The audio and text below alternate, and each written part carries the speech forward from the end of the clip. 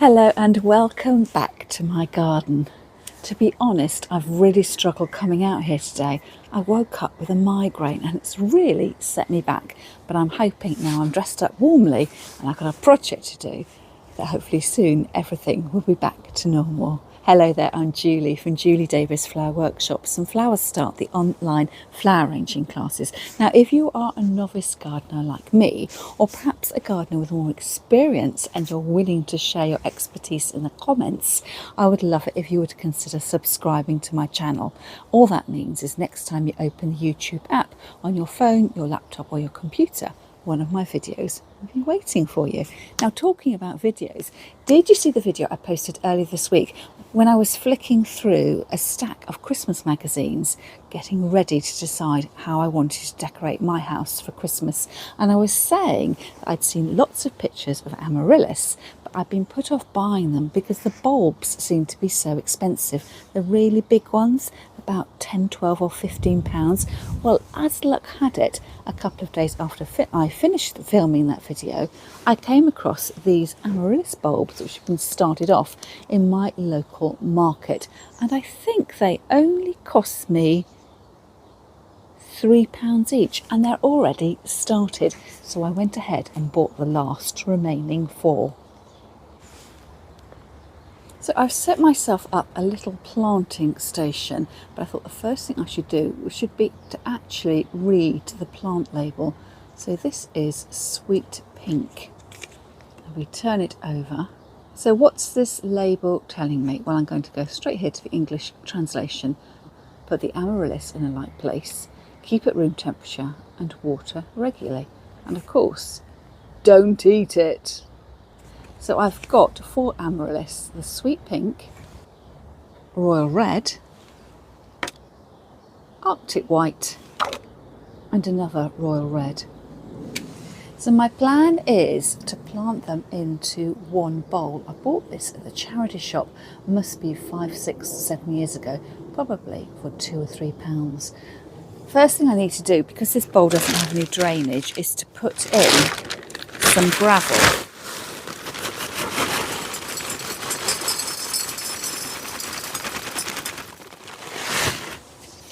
I'm then going to empty my Amaryllis into a bucket. The soil just seems very loose and it's very dry, so I will need to remember to water. So just a catch-all really. Some nice root growth there.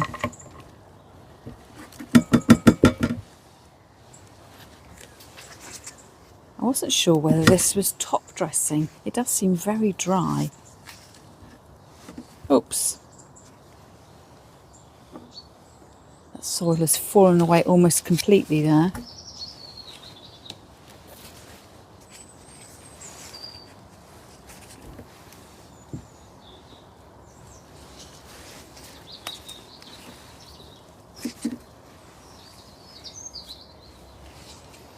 So I thought I would start off with some potting compost, mindful of the fact that the flowers are going to grow and get quite heavy, and I wanted a nice firm base for them.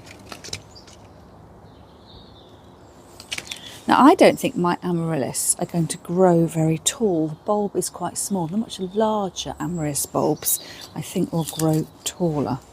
So I'm hoping that this will work out.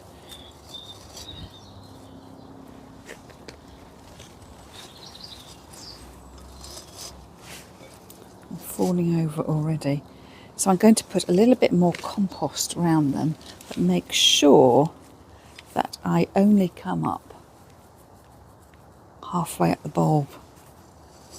I should have put that big one in first.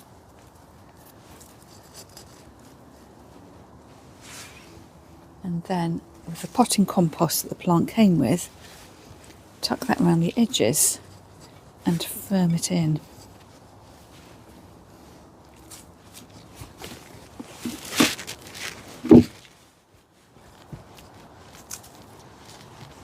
I think these ones here just need lifting up a little bit.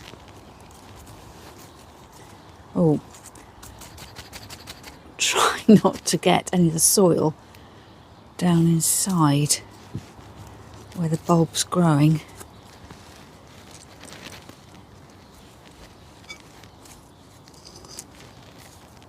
So the big one needs to go down lower and the smaller ones need to come up a little bit higher.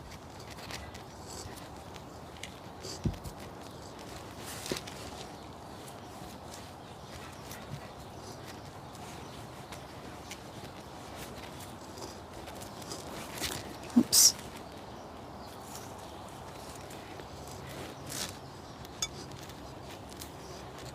So firm that down. A little bit more compost.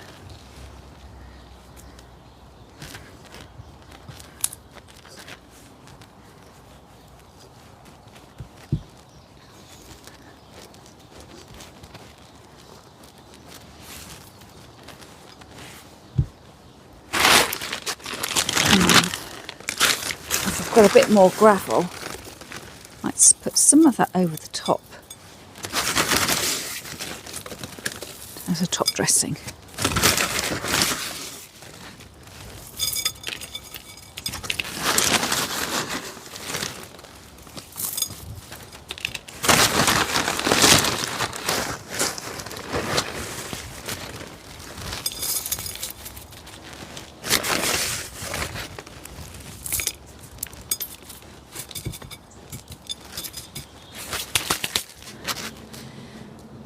And a little bit of water. So I am going to water these once a week. Quite a lot of water now because the soil did seem very dry that they come out of. And then just as required later on. First step to Christmas. And this is what my side of the garden is looking at the moment. Ever so slightly forlorn. So I've taken my pots off the bed and I will need to empty those in due course, and then the one with the perennials in, they will need to be planted out. I think any time between now and the beginning of March. So that'll be a job for getting on with, perhaps at the weekend. And I still haven't planted the last of my tulips because I don't think it's cool enough at the moment. But there's definitely signs of life in the garden, although it is that drab time of the year. I think that is forget-me-not. I'm just wondering now whether it is forget-me-not. Or is that a juga? See the sort of slightly veined leaves down there. I did buy a juga. I thought it was a pink. It was labelled a pink, but I've decided it was an ajuga. Ah, I don't think it is. That was the ajuga. Just here. Which is different to that. Let's stick with the first guess, which was forget-me-nots. And then my geraniums, my native geraniums, are absolutely taking over. I'm going to wait till these come into flower next year though and decide whether it's the geranium I like, which is the deeper pink colour, or whether this is the more pale spidery looking one, which I don't like quite as much. The hydrangea is going to bed for the winter. Foxglove down there looking nice and lush with the arum Italicum pictum with the marbled leaves behind. I noticed the other day that in the bay tree, which those of you who have been commenting on my video and on my Instagram post have been telling me that I should be waiting until the springtime to cut back. But look, because the bay was cut back in the summertime, that climbing rose is really starting to take hold. So I want to make sure the rose wins and the bay doesn't take over. So I'm definitely going to keep the bay under control. And these are my dahlias looking nibbled. So I understand that I have to wait until the growth has died back. I'm not planning on lifting my tubers, but I will need to mulch them, and I've been told that on the mulch over the top of the tubers I should mix it with straw to make it slightly lighter weight, I presume. And then my auricular theatre, my viola theatre.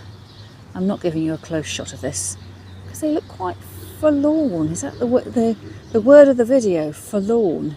I've deadheaded them. I wonder perhaps my idea of having something that looks pretty and neat isn't actually what those particular plants want. And then off down the side we've got the scabious on really short stems, not quite wanting to come into focus. There we go. So I might pick a handful of those to enjoy on my kitchen windowsill. I'm really surprised they're still flowering. I thought they were something that only flowered in the very height of summer. Particularly like them when they're in the bud form. Here's the skimmia coming into its own for the festive season. And then my acanthus, the bear's breeches. This is one of those plants that looks lovely and lush and upright first thing in the morning and then flags by the end of the day. But I think that's the transpiration issue. There wasn't much root on the plants when I transplanted them, and I think there's probably too much leaf. My little bird bath clogged up with autumn leaves. And then the gap you see is where I've planted my daffodils and tulips. And we have a newcomer in the garden, although it's not a new plant. I think this is a Amaryllis. It was growing in a ceramic tub on our drive and it's not really liking it there, so it's been allowed to escape. And this is going to become part of the shrubbery, which is eventually going to disguise the fence which we share with our neighbour. So it's got a big open centre. And then up to the pyracantha. Trunk of the field maple. And you can see the red berries of a pyracantha, another pyracantha. And a sort of spiky lonicera, which I think was a mistake purchase. My husband bought this plant thinking it was this plant. Can't remember the name of it now.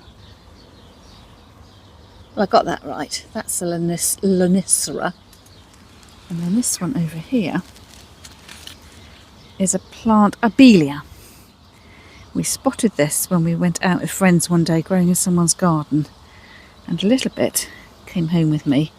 And then we were able to identify it and actually buy the thing that we wanted.